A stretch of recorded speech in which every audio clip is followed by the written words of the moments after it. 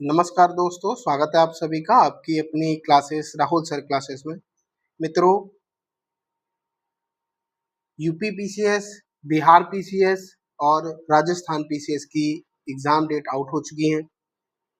जैसे कि आपको पता होगा कि जो बीपीएससी का एग्ज़ाम है, ये फॉर्म इसके भरवाए जा चुके हैं। 72वां जो बीपीएससी होने वाला है, ये आपका कब होने वाला है? तो आपकी जानकारी के लिए बता दें कि ये 26 जुलाई को कंडक्ट होना है ये, ठीक है? ध्यान रखेंगे इस बात का। वहीं जो आरपीएससी का एग्जाम है यानी आरएएस का जो एग्जाम है,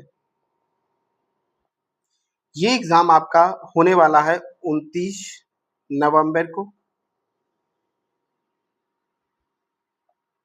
ठीक है। और जो यूपी पीएससी का एग्जाम है यानी कि यूपी पीसीएस का जो एग्जाम है वो होना है आपका, जो तय है डेट, वो 6 दिसंबर को। ये 2026 के पीसीएस के एग्जाम है जो इन डेट पे कंडक्ट कराए जाने हैं। अब इसकी तैयारी के लिए, जैसे कि आप लोगों से पहले भी बात हो चुकी है, उसी आधार पर हम लोग यूपी पीसीएस के माध्यम से इन सभी एग्जाम के जितने भी जो पॉइंट्स हैं, जितने भी जो इसका जो सिलेबस है, उसको पूरी तरीके से कंप्लीट करने का प्रयास करेंगे। जो बच्चे, क्योंकि आप सभी को पता होगा कि यूपीएससी का एग्जाम हो चुका है और जिस तरीके से यूपीएससी का एग्जाम अभी तक हुआ, तो जितने भी मुझे लगता है कि जो एग्जाम अभी तक यूपीएससी ने लिए हैं, सबसे हाईएस्ट था कि इस तरीके से प्रश्न पूछे गए थे। तो मोर टफेस्ट एग्जाम बनाने का कोशिश किया गया, चाहे वो फर्स्ट पेपर हो चाहे वो सेकंड पेपर हो, दोनों को ही टफ करने का प्रयास किया गया। और इस तरीके से प्रश्नों को बनाया गया, उसके ऑप्शंस को इस तरीके से रखा गया कि मैं खुद हैरान था कि इस तरीके से इस डिजाइन किया गया है पेपर को। तो मुझे लगता है कि ये यूपीएससी का एक ट्रेलर था जो आपको दिखाया गया। आगे आने वाले समय में कुछ इस तरीके से आपको प्रश्न की संख्या बढ़ती हुई दिखाई देगी। मैं ये नहीं कह रहा कि आप लोग उसके लायक नहीं है या उसकी जो तैयारी है उसको और बहुत वो करने की जरूरत है। मैं बस इतना कह रहा हूँ कि जिन बच्चों का जो यूपीएससी का एग्जाम सही नहीं हुआ है या जिन्हें लगता है कि नहीं मुझे और बेहतर करना होगा, तो आपके सामने मैंने ये एग्जाम्स के नाम रखे हैं जिसमें सबसे most powerful exam UP PCS जो कराता है। तो यूपी के, बिहार के और जो लगे हुए राज्य हैं उनके जितने भी बच्चे सभी हैं, तो उन सब के लिए जो एग्जाम है ये आ, एक पैटर्न वही है आपका, लगभग जो यूपीएससी का पैटर्न है सेम फॉलो करता है।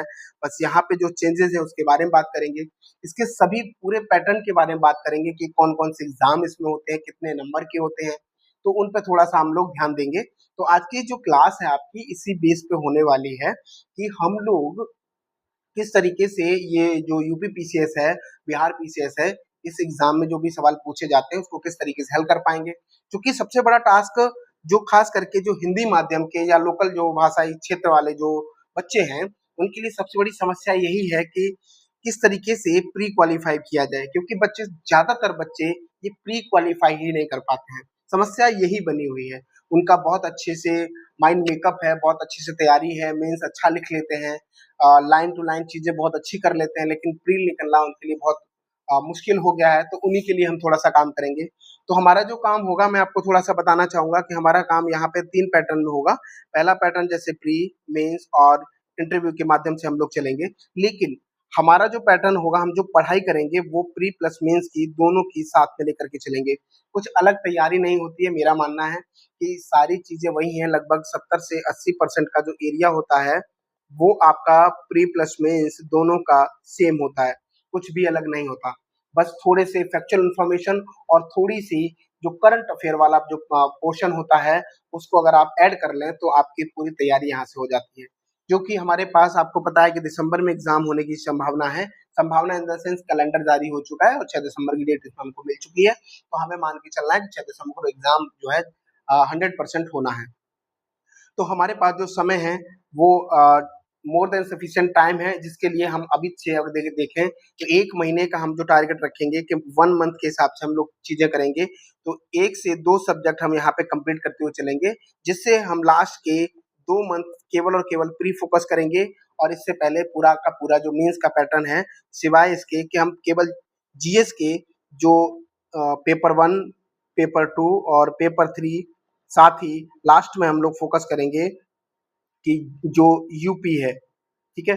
और जो पेपर 4 है आपका, इसको हम क्या करने वाले हैं कि पेपर 4 को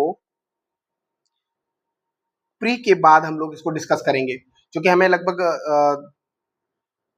3 महीने के आसपास हमको समय मिलता है, तो इसमें हम पूरा रिवीजन करेंगे, जो हम अब पढ़ाई करेंगे उसका रिवीजन हम लोग यहाँ कर लेंगे और साथ ही हम जो पेपर 4 है उसके बारे में हम लोग अच्छे से डीप एनालिसिस के साथ पढ़ाई कर लेंगे और साथ ही पेपर 5 और पेपर 6 इन दोनों का जो कि यूपी स्पेशल वाला पेपर है, ये भी हम लोग फोकस करेंगे। तो इस तरीके से हम लोग चीजें करने वाले हैं। ये एक मैंने आपको एक आइडिया दे दिया है। अब थोड़ा सा बढ़ते हैं हम लोग कि किस तरीके से चीजें यहाँ पे होती हैं। तो चलिए, अब जो चयन प्रक्रिया है यूपीपीसीएस की, तो ये 3 चरणों में की जाती है। कौन-कौन से चरण होते हैं इसमें? तो आइए देख लेते हैं कौन-कौन से। तो जिसमें प्रारंभिक चरण होता है, यानी प्रारंभिक परीक्षा, जो कि एक स्क्रीनिंग टेस्ट होता है। एक मान के चलिए एक बाउंड्री बना दी गई है, इसको बस पार करना है आपको किसी भी तरीके से। इसको पार करते ही आपको मेंस देने का मौका मिलता है और यहीं पे सारी चीजें की जाती हैं। यानी कि जो कट ऑफ है, जो भी मेरिट लिस्ट बनती है, वो आपकी यही मुख्य परीक्षा से ही बनती है। ये पूरी तरीके से लिखित परीक्षा होती है और इसमें टोटल 8 पेपर होते हैं, ठीक है? आगे आएँगे, सारी चीज़ों को हम लोग डिस्कस करते हुए चलेंगे और तीसरा जो पॉइंट होता है या तीसरा जो चरण है इसमें, वो है साक्षात्कार यानी कि इंटरव्यू, ठीक है? चलिए आगे समझते हैं चीज़ों को। तो सबसे पहले देखेंगे प्रारंभिक परीक्षा यानी कि प्रीलिम के बारे में। तो जब प्रीलिम की बात की जाती है तो प्रीलिम में 2 पेपर होते हैं, पेपर 1 और पेपर 2। इसको जीएस पेपर 1 बोलते हैं, इसको जीएस पेपर 2 बोलते हैं, जिसको हम लोग आम भाषा में सीसेट बोल देते हैं। इसका मतलब होता है सिविल सर्विसेज एप्टीट्यूड टेस्ट, ठीक है? ध्यान रखेंगे इस बात का। तो जो सामान्य अध्ययन का जो पेपर होता है, इसमें जो पीसीएस का एग्जाम होता है, इसमें 150 प्रश्न होते हैं 200 अंकों के, 2 घंटे का समय मिलता है, ठीक है? और इसी पे जो मेरिट लगती है, यानी कि इसी को जो मेरिट के आधार पे यहाँ पे सिलेक्शन होता है। जो सेकंड पेपर होता है सीसेट का, जो क्वालिफाइंग पेपर है और इसमें 100 प्रश्न होते हैं, 200 अंकों के होते हैं और 2 घंटे का समय इसमें भी मिलता है, ठीक है? जो सीसेट वाला एग्जाम होता है आपका, इस सीसेट वाले एग्जाम में आप 33% अंक लेकर के आएंगे, तभी आप क्वालिफाई माने जाएंगे, यानी कि 66 अंक आपको लेकर के आने हैं, प्राप्त करना अनिवार्य होता है, ठीक है? और ये पेपर केवल योग्यता के लिए है, इसमें कोई मेरिट नहीं जुड़ती है, इसमें कोई अंक इसके नहीं जुड़ते हैं, केवल क्वालिफाइंग पेपर है ये। ध्यान रखेंगे इस बात का। चलिए एक-एक करके डिसाइड मतलब देखते हैं कि किस तरीके से जीएस पेपर 1 में जो मुख्य परीक्षा है, जो मुख्य विषय हैं पेपर 1 के, वो कौन-कौन से हैं। तो जो प्री है आपका, इस प्री में जो आपके 2 पेपर होते हैं, जीएस 1 और जीएस 2। तो इसमें जो जीएस पेपर 1 है, इसी के बारे में बात कर रहे हैं हम लोग। तो इसमें देखिए आप जब इतिहास पूछा जाता है, भूगोल पूछा जाता है, राज्य व्यवस्था पूछा जाता है। तो इतिहास में आप देखेंगे जैसे प्राचीन भारत है, मध्यकालीन भारत है, आधुनिक भारत है, भारतीय राष्ट्रीय आंदोलन है, यहाँ से प्रश्न पूछे जाते हैं, ठीक है? इसका वेटेज भी देखेंगे कि कौन-कौन से सब्जेक्ट कितना वेटेज रखते हैं, कितने प्रश्नों की संभावना बनी होती है यहाँ से, ये भी ध्यान देंगे, ठीक है? अब भूगोल है, तो यहाँ से जैसे भारतीय और विश्व का भूगोल, यहाँ से दोनों से ही प्रश्न यहाँ से देखे जाते हैं। राज्य व्यवस्था है, जहाँ से भारतीय संविधान, शासन व्यवस्था इत्यादि से प्रश्न यहाँ पे पूछे जाते हैं। उसके बाद अर्थव्यवस्था, पर्यावरण, ठीक है? जैसे आर्थिक सिद्धांत है, पारिस्थितिकी है, इसके से यहाँ से जो प्रश्न पूछे जाते हैं। साथ ही देखेंगे तो विज्ञान, यहाँ पे आप देखेंगे विज्ञान में भी खास करके बायो से क्वेश्चन ज़्यादा देखने को मिल सकते हैं आपको। यहाँ जो वेटेज है साइंस का, वो 8 से 12 प्रश्नों का जो वेटेज आपको मिलता है, यहाँ से लगभग 7 से 8 क्वेश्चन आपके बायो से देखने को मिल सकते हैं, ठीक है? तो चाहे वो बिहार का एग्जाम हो, यानी कि बीपीएससी हो या यूपीपीसीएस का एग्जाम हो, यहाँ दोनों में ही आपको बायो के क्वेश्चन देखने को मिल जाएंगे। तो हम जो बायो की इस पे आपको क्लासेस मिल जाएंगे, 2 से 3 क्लास आपको यहाँ पे दी गई हैं ऑलरेडी। उसके बाद की क्लास आगे डेली के हिसाब से कंटिन्यू कर दी जाएंगी और बायो की पूरी जो क्लास है वो आपको लगभग 10 से 12 दिन में कंप्लीट करके दे दी जाएगी, ठीक है? चलिए, फिर उसके बाद जो करंट अफेयर का इसमें काफ़ी पोर्शन होता है, तो जो प्रौद्योगिकी है, उत्तर प्रदेश है, करंट अफेयर है, ये जो समसामयिकी है, यहाँ से लगभग जो वेटेज होता है वो लगभग 22 से 28 क्वेश्चन तक का वेटेज होता है। तो याद रखेंगे कि करंट अफेयर भी आपके लिए बहुत ज़रूरी है। तो अभी से फोकस करना स्टार्ट कर दीजिए। मंथली जो भी मैगज़ीन्स आती हैं उसको पढ़िएगा, नहीं तो इसी चैनल पे मैंने आपको बताया होगा कि हम यूपीएससी के माध्यम से जो पीटी 365 पढ़ रहे थे, उसको आप कवर करते हुए चलेंगे और जैसे ही उसका नेक्स्ट वॉल्यूम आएगा, मैं उसको भी कवर करा दूँगा, ठीक है? फिर उसके बाद देखते हैं सीसेट के बारे में। तो जो सीसेट जो योग्यता परीक्षा है, इसके बारे में अगर आप देखें, तो इसमें क्या-क्या पूछा जाता है? तो इसमें देखेंगे आप जो 10वीं का क्लास का स्तर का जो मैथ होता है, गणित, वो पूछा जाता है। उसके बाद तार्किक क्षमता, जिसमें तर्क, विश्लेषण और निष्कर्ष इत्यादि जैसे सवाल पूछे जाते हैं। निर्णय क्षमता, समस्या समाधान और निर्णय लेने की जो क्षमता है, कैपेसिटी है, उसके बारे में यहाँ से प्रश्न। जो डेटा इंटरप्रिटेशन है, उसके बारे में क्वेश्चन। जैसे आप देखेंगे ग्राफ है, तालिका है, उससे जो आंकड़े वगैरह हैं, उससे प्रश्न पूछे जाते हैं। उसके बाद देखेंगे जो भाषा बोधगम्यता है, यानी हिंदी, अंग्रेजी पठन बोध है, उसके बारे में यहाँ से क्वेश्चन देखने को मिलते हैं, यानी कि हिंदी के जो ग्रामर है, वहाँ से प्रश्न देखने को मिलेंगे। उसके साथ ही जो मानसिक योग्यता है, यानी कि जो रीजनिंग है, वहाँ से प्रश्न आपको देखने को मिल सकते हैं। तो इस तरीके से ये टोटल जो है 100 क्वेश्चन होते हैं और 200 नंबर के होंगे, जिसमें से आपको पता है, मैंने आपको बता दिया कि 33% अंक लाना आपका अनिवार्य होता है। उसके बाद देखेंगे, हाँ, यहाँ पे एक और चीज़ है, जो कम्युनिकेशन स्किल्स बारे जो क्वेश्चन होते हैं, वो यहाँ से प्रश्न पूछे जाते हैं, ठीक है? तो वो भी सारी चीज़ें यहाँ पे ध्यान देंगे। उसके बाद हम लोग बढ़ते हैं मुख्य परीक्षा की तरफ, ठीक? मुख्य परीक्षा की तरफ जब हम बढ़ेंगे, तो इसमें 8 पेपर होते हैं, आपको जैसे मैंने स्टार्टिंग में बताया था।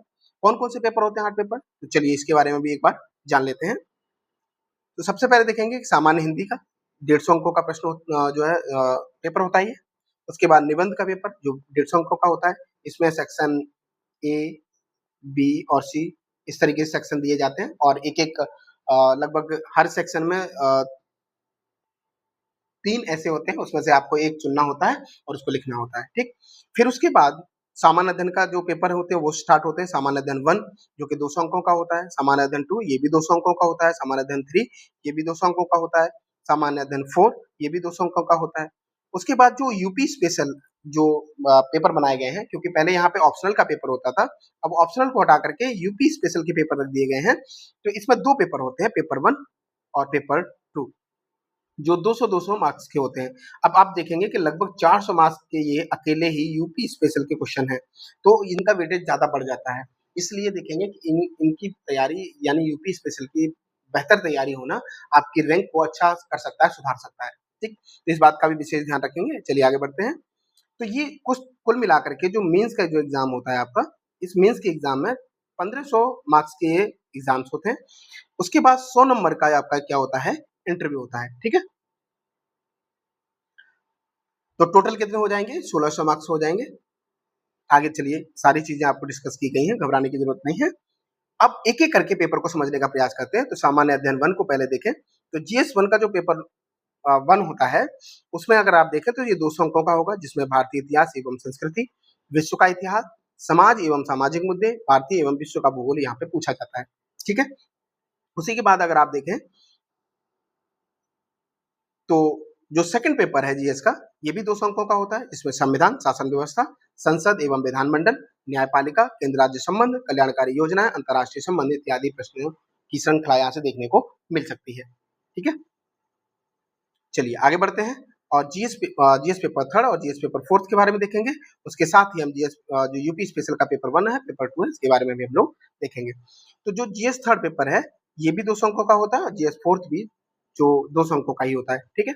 जीएस थर्ड देखेंगे तो भारतीय अर्थव्यवस्था, कृषि, विज्ञान तकनीक, पर्यावरण, आपदा प्रबंधन, आंतरिक सुरक्षा, ये आपके जीएस पेपर थर्ड में पूछे जाते हैं।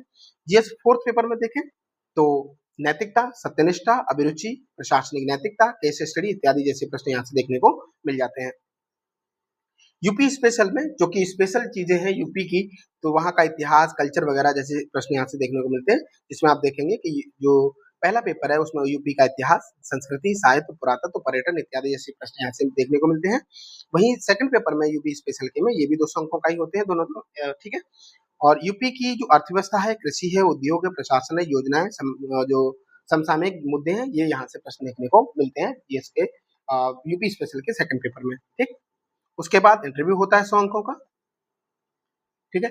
इस इंटरव्यू में आप देखेंगे तो जैसे कि अंतिम चरण में आपकी व्यक्तित्व, नेतृत्व क्षमता और निर्णय शक्ति का मूल्यांकन किया जाता है इसमें। व्यक्ति एवं नेतृत्व, जिसमें आत्मविश्वास, संवाद कौशल कैसा है आपका, ये सारी चीजें आपसे जानी जाती हैं। निर्णय क्षमता, इससे आधारित प्रश्न आपसे पूछे जाते हैं। कई बार ऐसा होता है कि कुछ ऐसी सिचुएशन दे दी जाएगी आपको, फिर उसको आपको क्लियर करना होगा। कई बार आपको परेशान किया जाता है, कई बार आपको गुस्सा होने के लिए मजबूर किया जाता है कि आप निर्णय लेने में कहीं ऐसा तो नहीं कि गुस्सा हो जाते हैं, आप अपनी पर्सनल फीलिंग्स को लेकर के कहीं आप डिसीजन तो नहीं लेते। तो इस प्रकार से प्रश्न आपको देखने को मिल सकते हैं, ठीक है। वहीं यूपी, राष्ट्रीय मुद्दे, सामुदायिक घटनाएं, ऐसे प्रश्न आपको इंटरव्यू में देखने को मिल सकते हैं, ठीक है। तो इस तरीके से चीजें होती हैं। उसके बाद जब आप देखेंगे तो जो प्रीलिम आपका होता है, ये होता है टोटल 400 अंकों का, और मेंस आपका 1500 अंकों का होता है, जिसमें आप देखेंगे कि 100 नंबर आपके किसके जुड़ते हैं, इंटरव्यू के जुड़ते हैं। तो कुल मिलाकर के 1600 मार्क हो जाते हैं, और इस प्रकार से ये दिया होता है, ठीक है। अब बात हम लोग कर रहे थे, तो जब हम प्री की बात करेंगे तो ध्यान देने वाली बात यह है कि जैसे मैंने आपको बताया कि हिस्ट्री, पॉलिटी, भूगोल यानी कि geography, environment, current affair, science, ठीक है। तो इस प्रकार से प्रश्न यहाँ पे देखने को मिलते हैं। इनका जो वेटेज है, उस वेटेज की अगर बात की जाए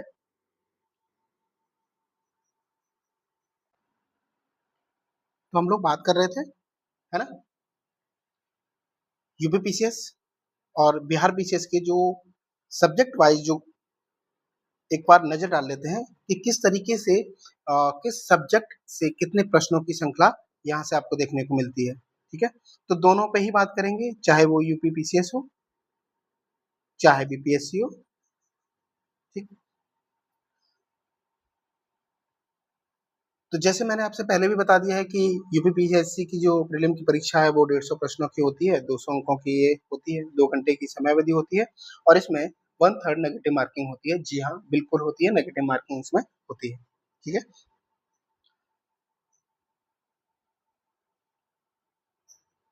यूपी पीसीएस में करंट अफेयर का वेटेज लगभग 17% का है, वहीं इतिहास का वेटेज जो है 14%। तो आपको ध्यान देने वाली बात यह है कि बच्चों, सबसे ज्यादा हमारा फोकस अगर सब्जेक्ट में होना है तो जैसे हिस्ट्री है, करंट अफेयर है, यहाँ पे फोकस हमारा ज्यादा होना है, यहाँ से प्रश्न ज्यादा पूछे जाते हैं। और पिछले 10 साल का जो पीवाईक्यू है, इसको जरूर सॉल्व करना है, क्योंकि 60% एरिया यही कवर कर लेते हैं। यहाँ से लगातार प्रश्न रिपीट होते हुए चले आए हैं, उनके ऑप्शंस, क्वेश्चन थोड़ा सा पैटर्न चेंज करके लगातार प्रश्न, वही टॉपिक है, वही सारी चीजें वहां से प्रश्न पूछे जाते रहे हैं। अगर कुछ नया ना किया गया तो मान के चलिए कि लगभग 60% एरिया आपके ये पीवाईक्यू कवर कर देते हैं। लेकिन इसका ये मतलब बिल्कुल भी नहीं है कि पीवाईक्यू रट जाने से वहां पे आपके क्वेश्चन सॉल्व हो जाएंगे।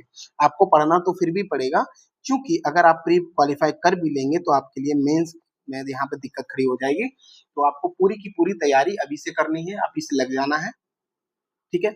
चलिए, अब कुछ वेटेज देखते हैं, विषयवार जो प्रश्न वेटेज है वो कुछ किस प्रकार से है। तो समसामयिकी जो कि सबसे अधिक प्रश्न यहाँ से देखे जाते हैं, जो कि 22 से 28 प्रश्न का ये एरिया कवर करता है, ठीक है।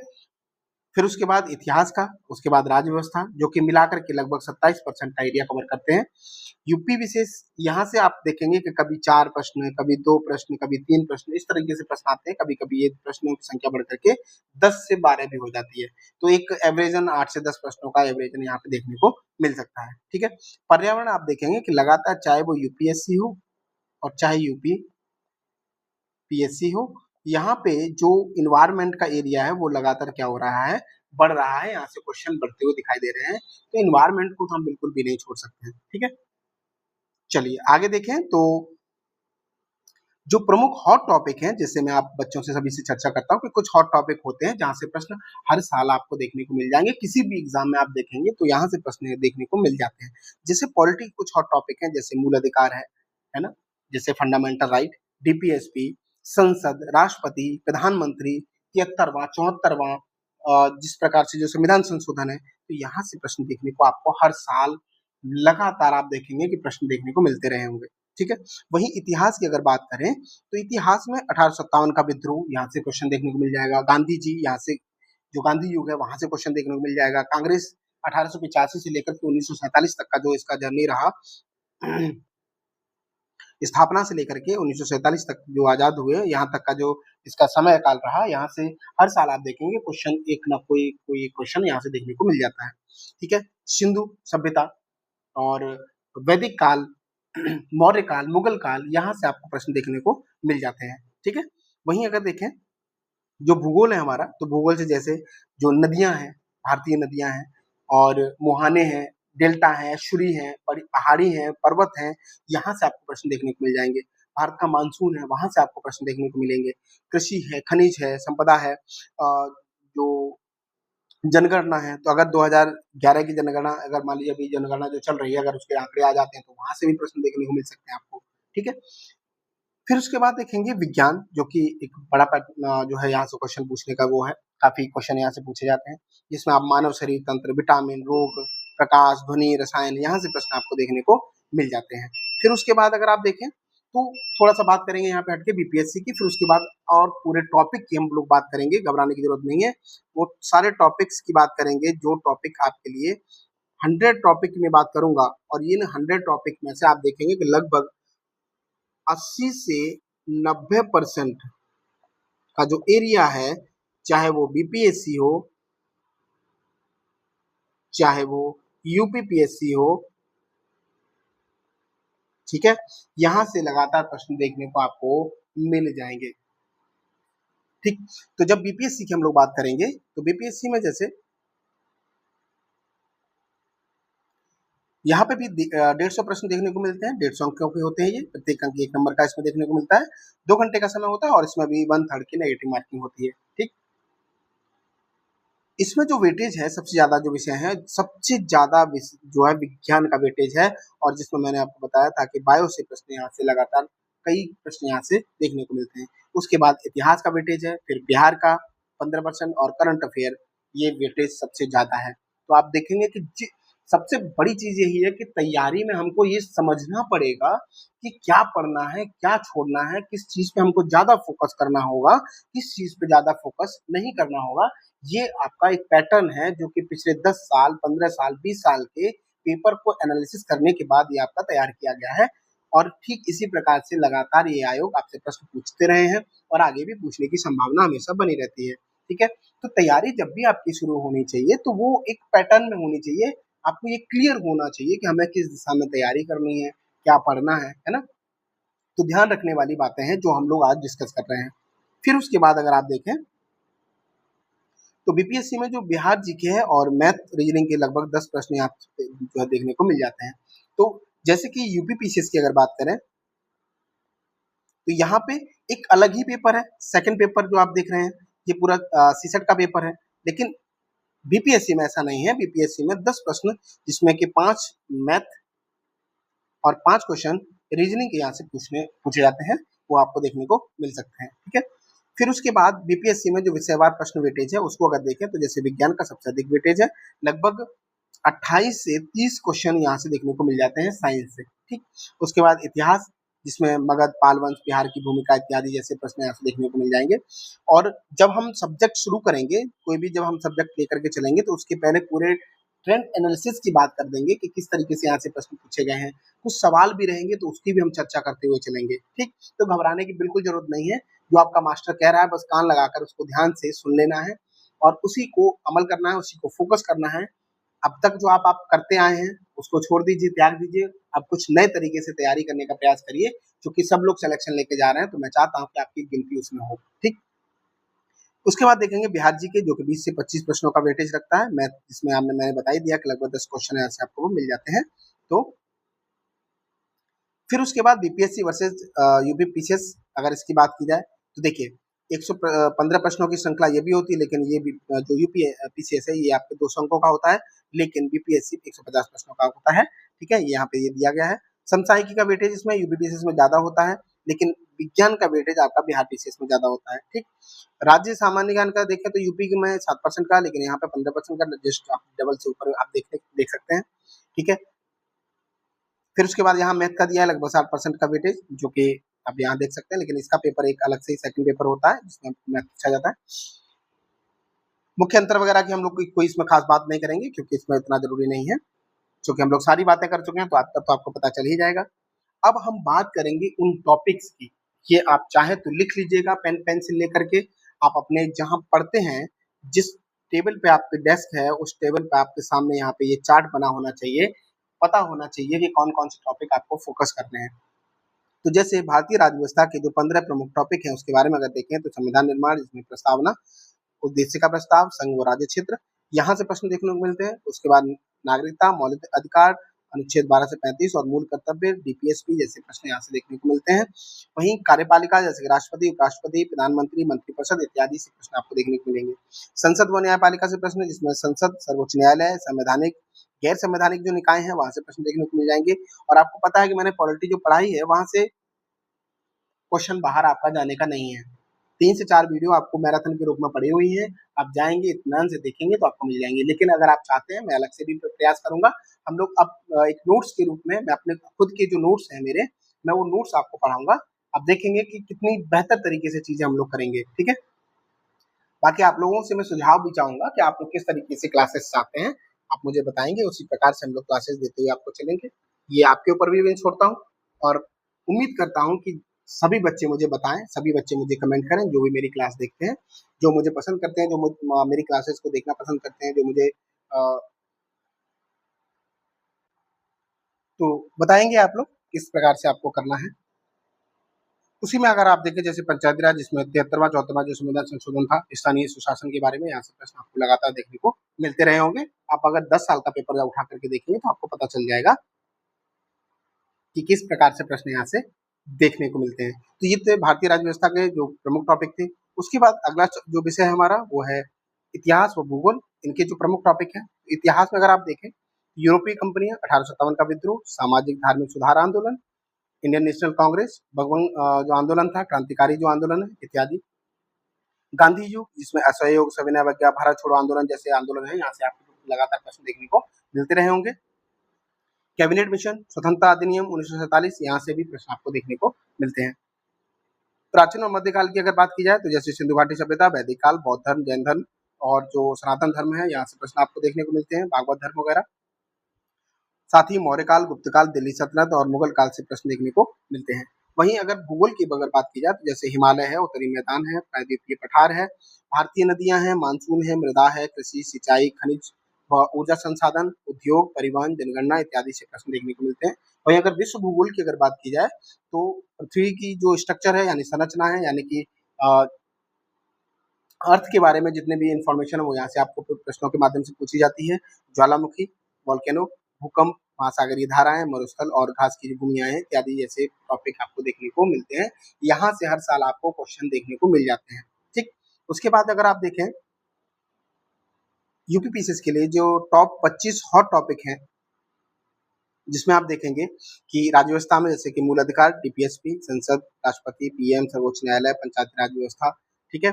वहीं इतिहास में जैसे 58-57 क्रांति, गांधी युग, इंडियन नेशनल कांग्रेस, सिंधु घाटी सभ्यता, बौद्ध धर्म, मौर्य साम्राज्य, यहाँ से प्रश्न देखने को मिलते हैं।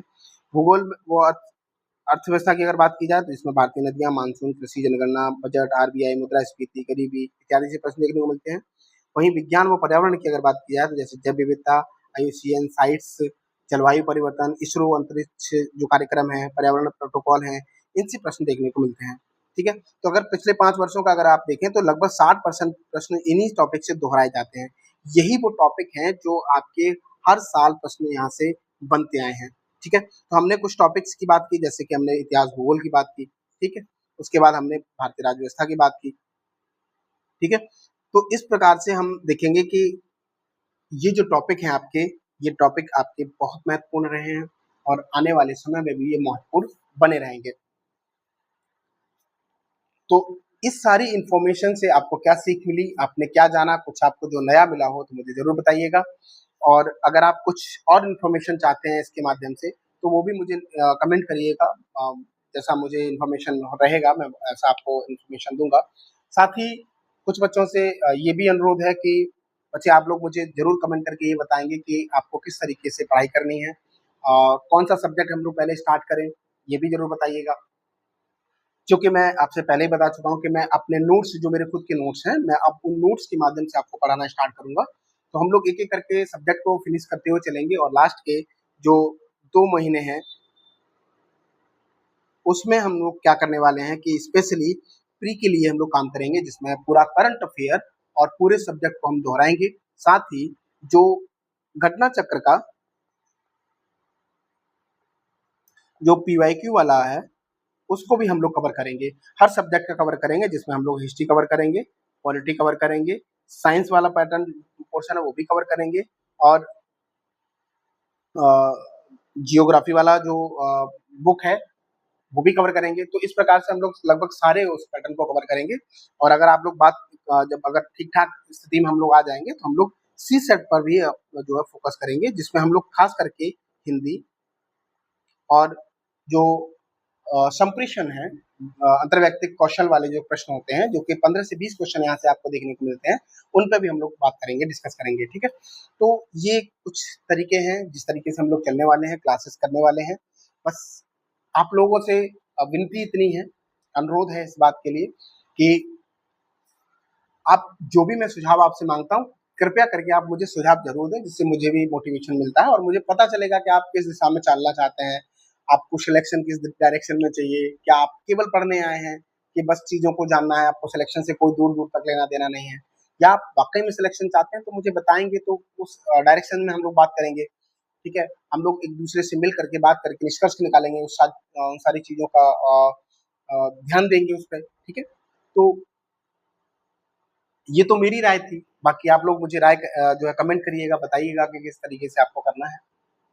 दूसरी चीज़ ये है कि वो समय चला गया कि आप केवल मन में अज़्यूम कर लीजिए कि नहीं मैं पढ़ रहा हूँ, मैंने इतने घंटे पढ़ाई की है और हो जाएगा, ऐसे हो जाएगा, मैं उस टाइम कर लूँगा, मेरे पास लास्ट के 2 मंथ बचे हैं, मैं प्री निकाल लूँगा, उसके बाद मैं मेंस में लग जाऊँगा, तो मैं 2 महीने में तो चीर-फाड़ कर दूँगा, मेंस में ऐसे ही कर दूँगा।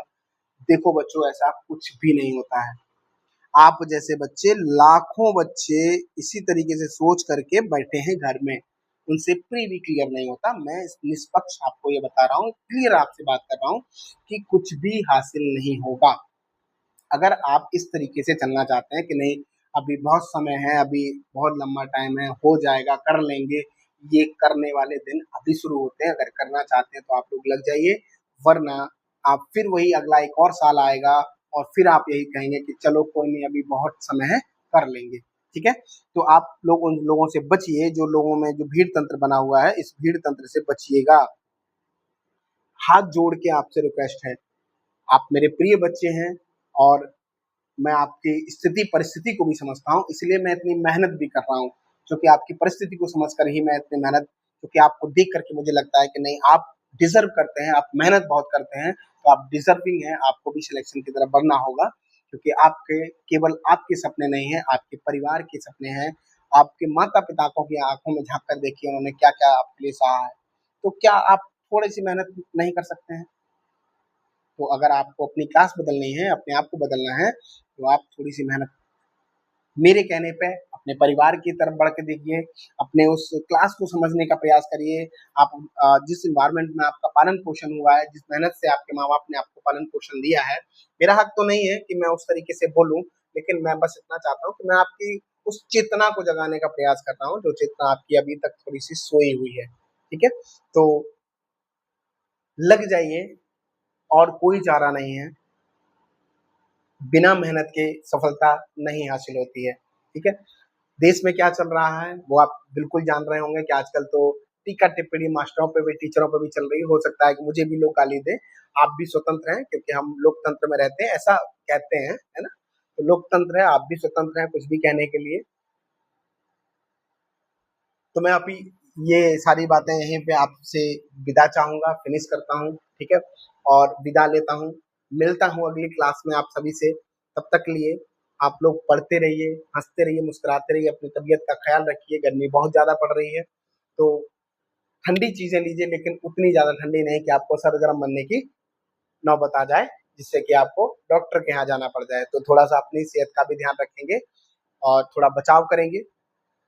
हीट वेव चल रही है, उससे भी आप थोड़ा-सा ध्यान रखेंगे कि दिन की दोपहरी में आप बाहर ना निकलें तो बेहतर होगा, ठीक है? तो चलिए, विदा लेता हूँ आपसे, मिलता हूँ आपसे अगली क्लास में, तब तक के लिए आप सभी को मेरी तरफ से नमस्कार।